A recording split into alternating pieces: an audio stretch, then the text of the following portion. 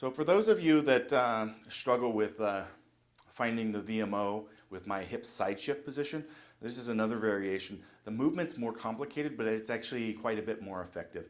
And what we're going to do is we're going to get in this basically side lying position as if you're going to do another bridge. So we've got the knees stacked, feet stacked, hips back, broad square shoulders, and he's going to fire through here.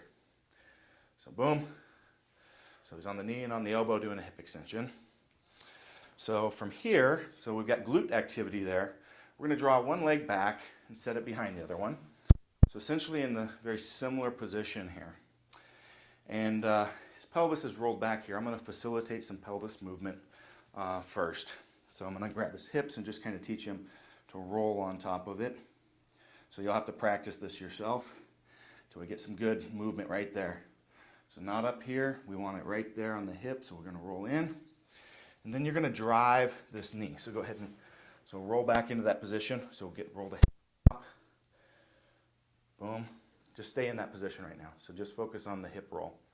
So again, going to facilitate this, stay there. And then, stay in that position, stay on the ground. So go ahead and roll and stay in that position. And you can feel that knee driving into the ground, right? Yeah. So lift this up. Right there. And at the same time, bring your hips up off the ground. So there we go, rip, and lifting this. My hand's getting crushed. We're off the ground here. And I can feel in here, we've got a great level of activity. Feel that, Brandon? Yeah, I feel it. Okay, come down.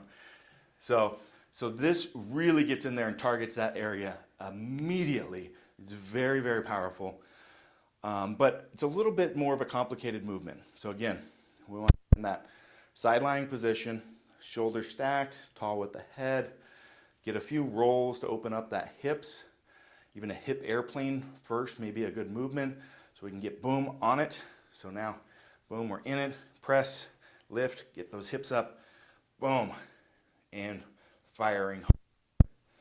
Okay, come down. Let's see if you can do it without this foot on the ground. Okay. All right, again, roll the hips. Boom.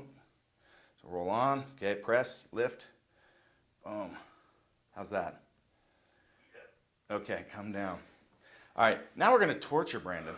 Okay? So I'm going to take a band. This is a really, really, really light band.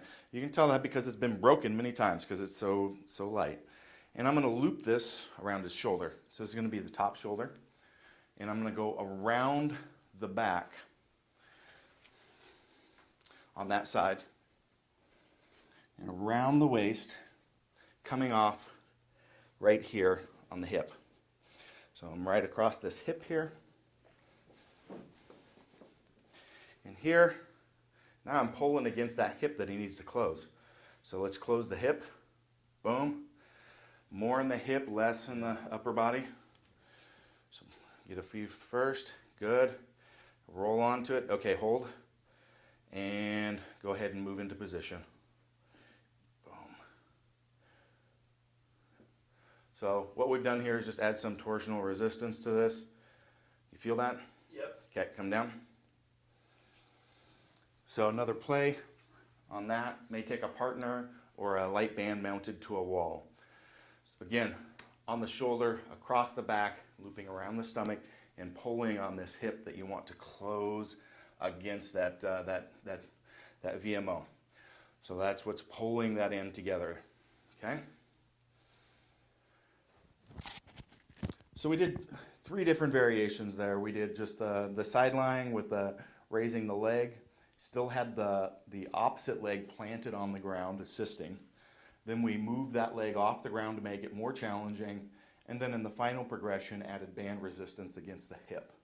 And really that is the level of progression there. Each one should have been progressively harder. So Brandon, your experience? It was progressively harder. You know, once you begin to refine those movements a little better and apply the resistance, you could really, really feel both the glutes, and you should feel both glutes be the main thing that's stabilizing your setup. Those adductors will kick in, but it's really once you get those glutes to stabilize you is really the key.